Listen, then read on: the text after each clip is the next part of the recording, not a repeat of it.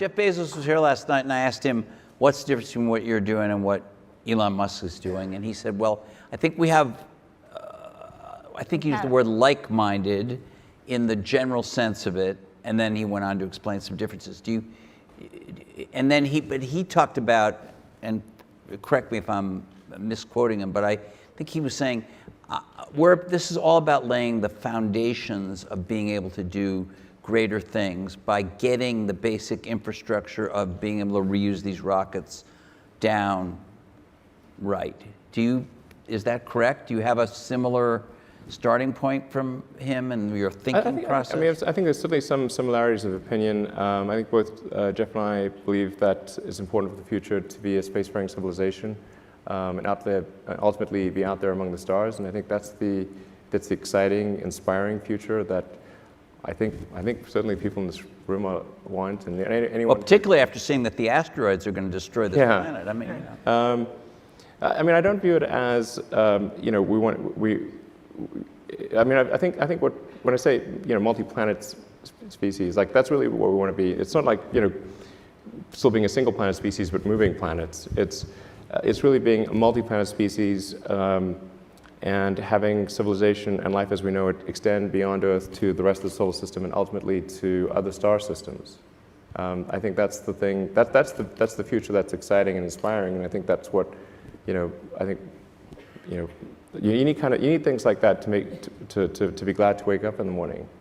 Like life can't be just about solving problems. Like there have to be things that are inspiring and exciting that make you glad to be alive.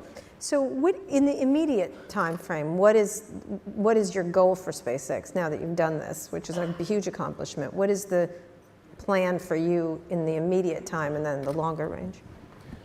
Sure. So so we plan to refly one of the landed rocket boosters, hopefully in about 2 or 3 months, something like that.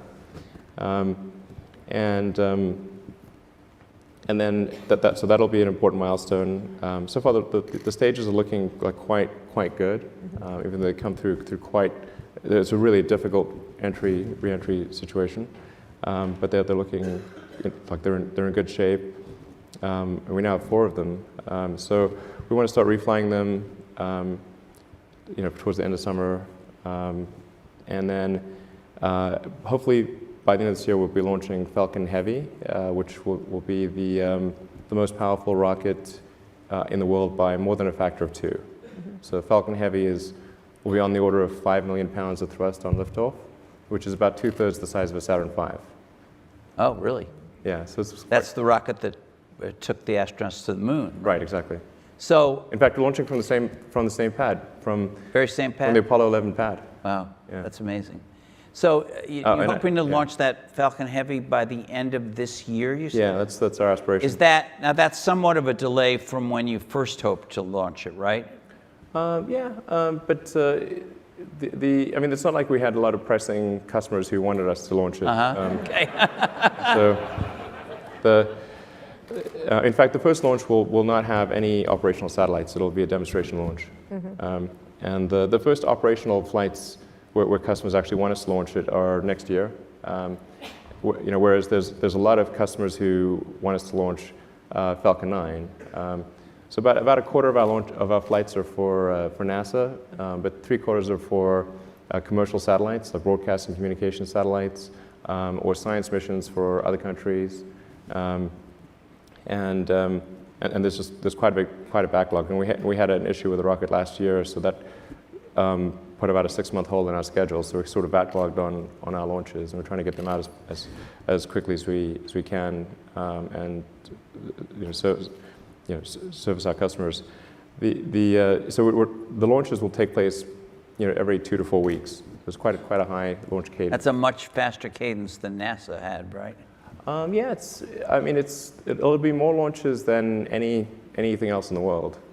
So more than Russia, more than Europe, more than China by next year, certainly. And largely to deliver customers' satellites. Yeah, there's a lot of broadcast and communication satellites that are going to geosynchronous orbit, mm-hmm. And then we'll also be launching the new Iridium constellation. So the Iridium's got a next generation constellation of satellites, I think 60 or 70 satellites, quite decent sized satellites. That'll be, I think, many orders of magnitude improvement over the current Iridium system. So you'll be able to have global broadband. So that'll be a whole bunch of launches. And yeah, and then next year we'll be flying Dragon version 2, which is the one that's capable of taking up to 7 astronauts to the space station. And in fact, Dragon 2 really is, it's a propulsive lander as well. And it'll be the, it's intended to carry astronauts to the space station, but it's also capable of being a general science delivery platform to anywhere in the solar system. So, So where are you going with it? well, we're going to send one to Mars in 2018. Okay. Now, let's Wait, talk wait, about wait, 2018, that's for sure. Yeah, a couple of years. a couple of years. Okay. Now, will you be on that flight? No. You have talked about this. You said you don't want to, you want to die on Mars, just not on landing, right? Is that correct? Well, I mean, I think if you're going to choose a place to die, then Mars is probably, not a bad choice. All right. But you're not ready It's not some sort of Martian death wish or something. But yeah, I mean, if you're going to be born on Earth, die on Mars. So that's pretty sending good. this up to Mars 2018, all right. Sending this up to Mars 2018, when will someone like you get there from your plans? Sure. So the 2018 mission would be our Dragon version 2. Right. And that, I wouldn't recommend traveling to Mars in that, because, I mean, it has the interior volume of a large SUV. Okay.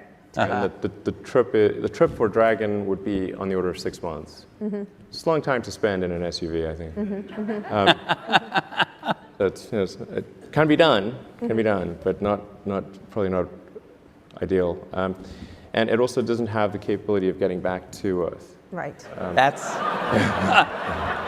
that seems more important than the space. Yeah, we can put that in the fine print. Yeah, Sorry. yeah. It's like the side effects in a Yeah. drug ad. By the way, We yeah. Cannot get back to Earth. Yeah. Yeah, we saw the movie. We Yeah. saw what happened. He got back. Yeah. So it's good. I actually enjoyed the movie. So. Do you think he could have gotten back like that? Was that plausible? Well, I thought there was some connection. It was like 80% scientifically correct. But it did connect a series of improbable events. Such as? Say. Well, I mean, I don't think you can sort of just take off from Mars on an unguided rocket, really, and then prick your finger on the spacesuit and navigate to a spaceship. Right? Yeah. Not impossible, just extremely unlikely. So the Sandra But if Bullock you're movie. but if you're Matt Damon, maybe. Maybe. You have some mad skills, Yeah, for yeah. sure. So when will people like yourself get there? And I assume you'll be first in line for that. Yeah, so later this year in September at the IAC, which is the big sort of world space conference, industry space conference, I'm going to be presenting the architecture for Mars colonization. So I think what really matters is being able to transport large numbers of people and ultimately millions of tons of cargo to Mars. And that's what's necessary in order to create a self-sustaining, not merely self-sustaining, but a growing city on Mars. I'm curious, have you been to space yet? No. Why? I mean, you could just go up, right, for a little bit, or not? I could, I suppose. Yeah. Why haven't you? Like I walked think I around will the at some moon or point. something, or Yeah, well, yeah, probably will. will you do a moon test well. before you go to Mars?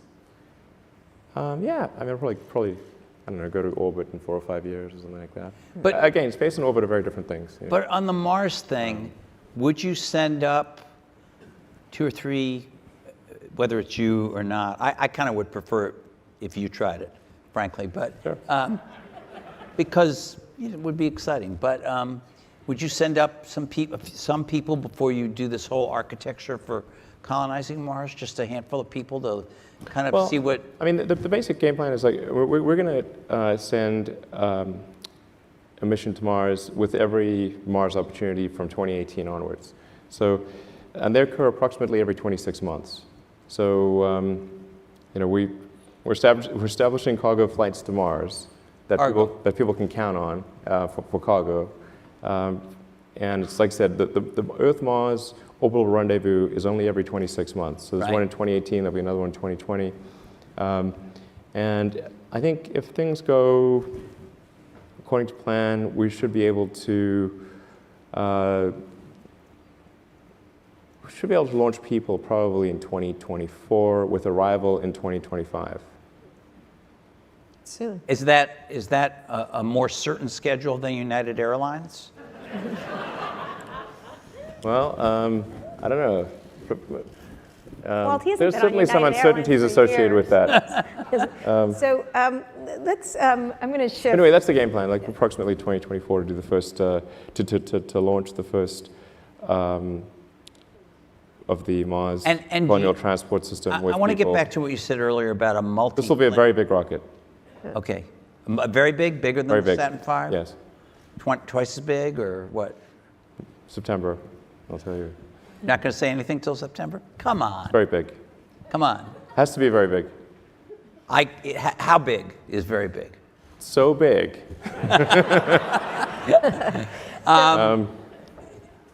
Do you think we should abandon the Earth at some point? No, I think that's great. But you have said things. Why would we abandon Earth? It's really nice here. You've said things about we may have to abandon the Earth, so it's good to have a plan B. You've said No, I that haven't. before. No, that was Bezos. I think that's Bezos. maybe I don't know, but it wasn't me. All right. Okay. Wasn't me, like Shaggy.